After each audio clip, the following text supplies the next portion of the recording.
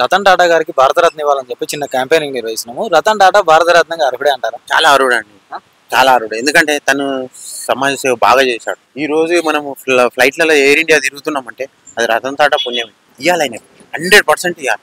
ఇక వేరే ముచ్చటే లేదు. ఆయనకి ఇవ్వాలి, ఎన్టీఆర్ కూడా ఇవ్వాలి. ఎన్టీఆర్ ఎందుకంటే ఆయన టీవీ కళా పోషణ ఆర్టిస్ట్, అతనికి ఇవ్వాలి, రతన్ టాటాకి ఇవ్వాలి. సామాన్యుల కోసం ఏం చేస్తారని చెప్పుకోవచ్చు రతన్ టాటా గారు? సేవ ఉంది ఆయనది, పెట్టింది కదా సమాజ సేవ. ఒక సొసైటీ పెట్టాడు. ఆ సొసైటీ నుంచి మన స్టేట్లో లేకపోవచ్చు, ఈ బ్రిడ్జ్ పిలాన్ ఉంది కదా షామీర్పేటలో, అది ఎవరు తెచ్చారు? రతన్ టాటానే తెచ్చారు.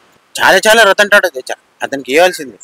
మరి ఎందుకు కానీ ఇప్పటికీ గుర్తించకపోవడానికి గల కారణాలు ఏమేమి? అంటే ఇప్పుడు అనిల్ అంబానీకి ఇస్తారండి, ముఖేష్ అంబానీకి ఇమ్మంటే ఇస్తారు, కానీ రతన్ టాటానికి ఎందుకు ఇయ్యారంటే రతన్ టాటా ఎలక్షన్లకు ₹1 కూడా ఫండింగ్ ఇయ్యడు. అందుకే ఆయనకి ఇయ్యదు. ఆయన ₹1 కూడా ఫండింగ్ ఇయ్యడు. వీళ్ళందరూ ఫండింగ్ ఇస్తూ ఉంటారు, కానీ ఆయన ఈ ఎలక్షన్ల కోసం ₹1 కూడా ఫండింగ్ ఇయ్యడు.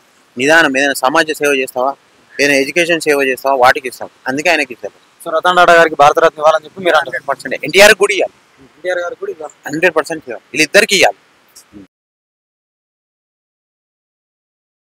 రతన్ టాటా గారికి భారతరత్న ఇవ్వాలని చెప్పి మేము చిన్న క్యాంపెయినింగ్ నిర్వహిస్తున్నాము. సో దీనిపై మీ అభిప్రాయం? రతన్ టాటా అంటే చాలా పెద్ద ఆయన. నాకు ఆయన గురించి అంత ఎక్కువ అయితే తెలీదు, బట్ నాకు తెలిసినంత వరకు ఆయన చేసిన ఇప్పుడు టాటా కంపెనీ అనేది చాలా పెద్ద కంపెనీ. మనకి ఉప్పు దగ్గర నుంచి చాలా బ్రాండ్స్ ఉన్నాయి వాళ్ళు. అట్ ద సేమ్ టైం ఆయన చేస్తున్న సర్వీస్ కానీ, మన దేశం కోసం చేసిన సర్వీస్ కానీ, ఇప్పుడు టాటా స్టీల్ అనే కానీ చాలా పెద్ద కంపెనీలు. ఇన్ని కంపెనీల నుంచి ఎంతో మందికి ఉపాధి కల్పించిండ్రు. అట్ ద సేమ్ టైం ఎంతో సర్వీస్ చేసిండ్రు. ఇంకా చాలా డబ్బులు దానం చేసిండవచ్చు, ఫౌండేషన్లు పెట్టి హెల్ప్ చేసిండొచ్చు, పూర్ పీపుల్కి హెల్ప్ చేసింటారు. సో ఆయనకి ఇవ్వడంలో అయితే ఇవ్వచ్చు, ఇప్పుడు ఇస్తేనే బాగుంటుంది.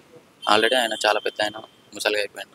చనిపోయిన తర్వాత భారతరత్న ఇచ్చి లాభం లేదు, వాళ్ళని గుర్తించి లాభం లేదు, వాళ్ళ సేవల్ని గుర్తించి కూడా లాభం లేదు. సో ఇస్తే బాగుంటుంది. సామాన్యుల కోసం ఆయన ఏం చేశారని చెప్పుకోవచ్చు?